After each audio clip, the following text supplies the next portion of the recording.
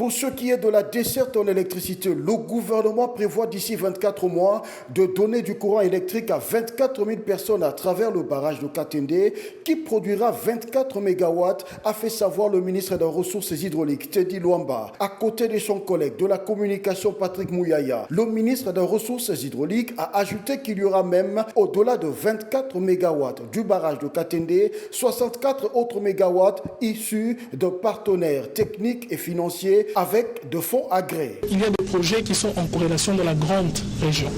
Il s'agit notamment de la centrale, la relance de la centrale de Katende qui a l'impact sur la grande zone Kasaï. C'est comme nous avions dit, c'est qu'en bout de course, ça sera pratiquement 24 MW qui seront desservis pour le Kasaï oriental avec 24 000 abonnés. Dans 2 ans. Pratiquement 24 mois après le lancement. Ça, c'est un fait.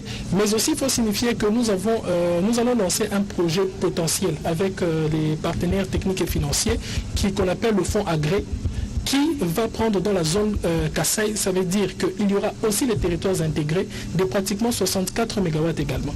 Et dans ces 64 MW, il y a pratiquement 30 MW de solaire qui sera repris aussi dans tous les territoires dans la zone Kasaï orientale.